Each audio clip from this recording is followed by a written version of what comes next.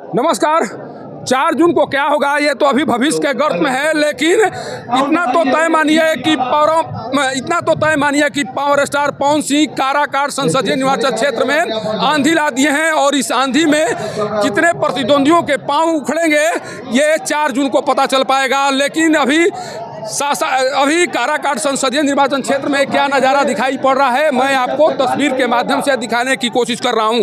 अभी power star Pawan Singh Sasaram से नामांकन कराकर यहां इस मंच पर पहुंचने वाले हैं और उनके मंच पर तमाम भोजपुरी के नामचीन चेहरे पहुंच चुके हैं। उनके द्वारा लगातार पावर स्टार पवन सिंह को जिताने की अपील की जा रही है और एक बात कही जा रही है कि काराकाट की तकदीर को बदलना है तो पावर स्टार पवन सिंह को एक बार मौका जरूर देना पड़ेगा और तब जाकर काराकाट संसदीय निर्वाचन क्षेत्र का भविष्य बदल पाएगा।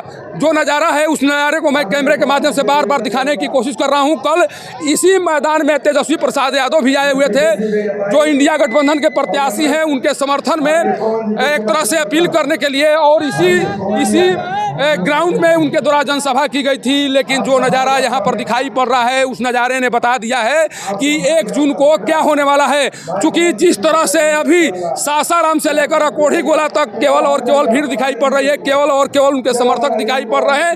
अगर इन समर्थकों के द्वारा 1 जून को पवन सिंह के पक्ष में मतदान कर दिया गया तो वो तमाम रिकॉर्ड 4 जून को टूटते हुए नजर आएंगे, जो रिकॉर्ड काराकाट संसदीय निर्वाचन क्षेत्र बनने के बाद से बने हुए हैं। मैं उस तस्वीर के माध्यम से पवन सिंह के द्वारा जो काराकाट संसदीय निर्वाचन क्षेत्र में आंधी लाई गई है उस आंधी को दिखाने की कोशिश कर रहा हूं। लेकिन सबसे बड़ा सवाल यही है, लोगों के द्वारा सवाल उठाए जा रहे हैं कि क्या पावर स्टार पवन सिंह जो भीड़ दिखाई पड़ रही है उसे वोट में तब्दील कर पाएंगे? क्या जितने लोग आ रहे हैं उन्हें देखने के लिए उनके द्वारा उनके पक्ष में मतदान किया जाएगा?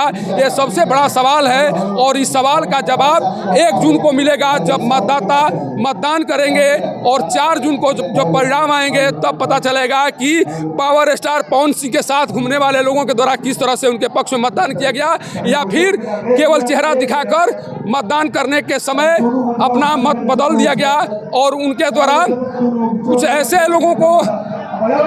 लोगों का समर्थन किया गया जो शायद पावर स्टार पवन सिंह के प्रतिद्वंदी थे।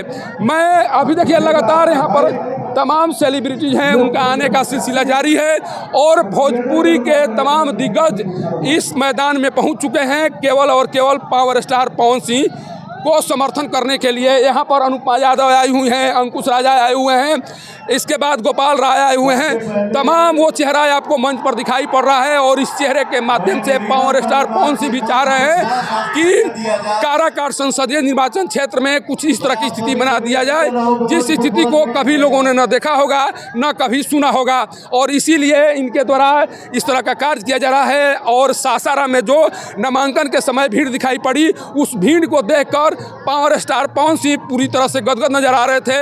लेकिन क्या यह भीड़ वोट में तब्दील हो पाएगी? क्या भीड़ 1 जून को जब वोट मतदान करने जाएगी तब उनके पक्ष में मतदान करेगी? ये सवाल लगातार काराकाट संसदीय निर्वाचन क्षेत्र में पूछे जा रहे हैं और इस सवाल का जवाब वाकई में 4 जून को मिलेगा। 1 जून को मतदान होंगे, 4 जून को परिणाम आएंगे, तब इन सवालों का जवाब मिलेगा। लेकिन जो तस्वीर अभी दिखाई पड़ रही है, मैं बार बार कह रहा हूँ कि कल यहाँ पर नेता प्रतिपक्ष तेजस्वी प्रसाद यादव आए हुए थे, उनके द्वारा भी यहाँ जनसभा करने की कोशिश की गई। अपने जो प्रत्याशी हैं, इंडिया गठबंधन के जो प्रत्याशी हैं राजाराम कुशवाहा, उनके पक्ष में मतदान करने की कोशिश की गई। लेकिन इन तमाम कोशिशों पर किसका पलड़ा भारी होगा, किसके पक्ष में लोग मतदान करेंगे, ये काराकाट संसदीय निर्वाचन क्षेत्र में 1 जून को पता चलेगा।